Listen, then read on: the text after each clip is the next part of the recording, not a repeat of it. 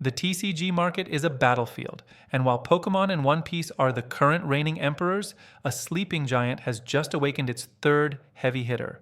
If you've been glued to the charts, you know the feeling of missing out on a first set explosion. It haunts every collector's dreams.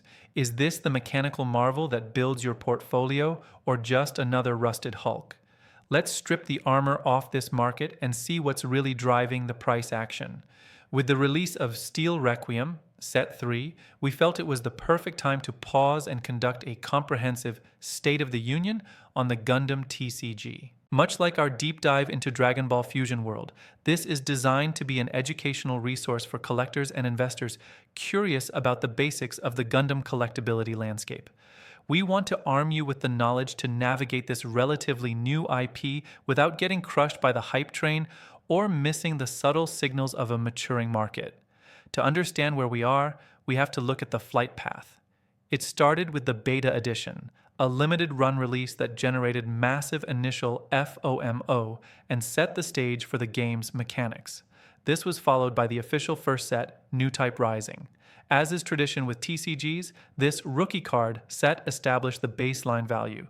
However, the second set, Dual Impact, hit substantial turbulence. It suffered from negative reception due to a perceived lack of meta-shifting cards and more of the same gameplay, causing enthusiasm and prices to cool significantly.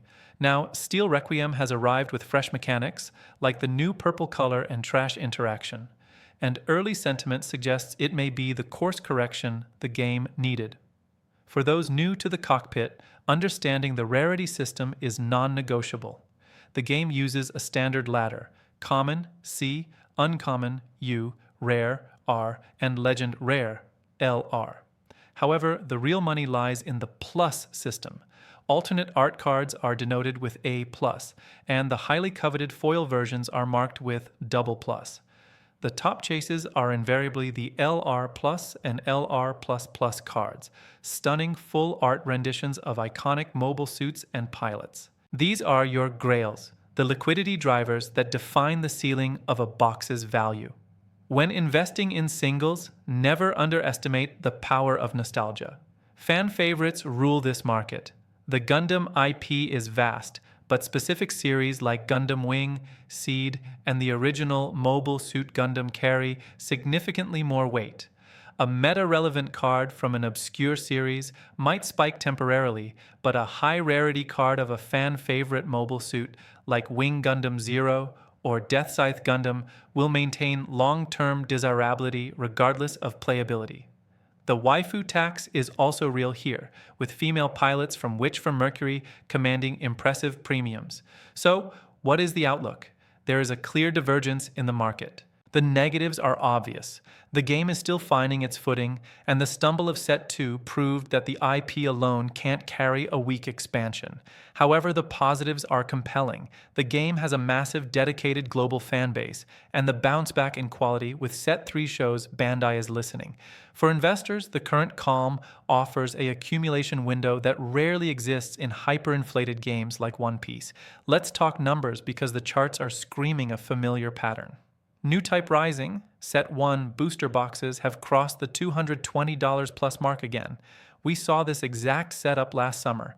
Prices hit these highs, dipped to the $130 range, and have now rebounded aggressively. This is classic first edition behavior. The first set of a successful TCG is almost always the safest long-term hold. Think Romance Dawn or the first chapter. Meanwhile, Dual Impact, Set 2, and Steel Requiem, Set 3, can be found for $120 or lower per box. This price gap represents a massive opportunity for value players.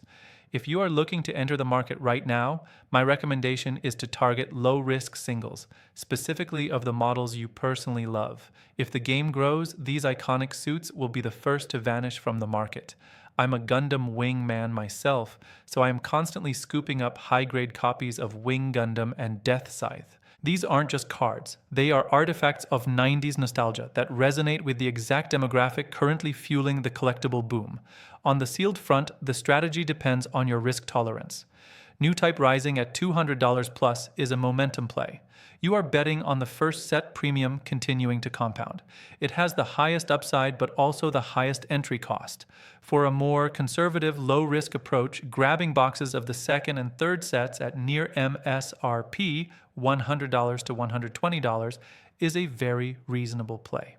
You are essentially buying a call option on the game's future success with very little downside risk if the market stays flat. Overall, while Pokemon and One Piece remain the gold standard for liquidity and volume, they are currently deep in hype cycles that make finding value difficult without succumbing to the new era of inflated pricing. Gundam offers a quieter, more calculated alternative.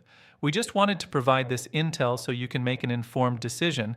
Whether you decide to pilot a Gundam deck or just park some boxes in your closet, the data suggests this robot still has plenty of fuel left. Visit tcjplayer.com to join our free TC Journal newsletter or upgrade for our weekly undervalued card picks.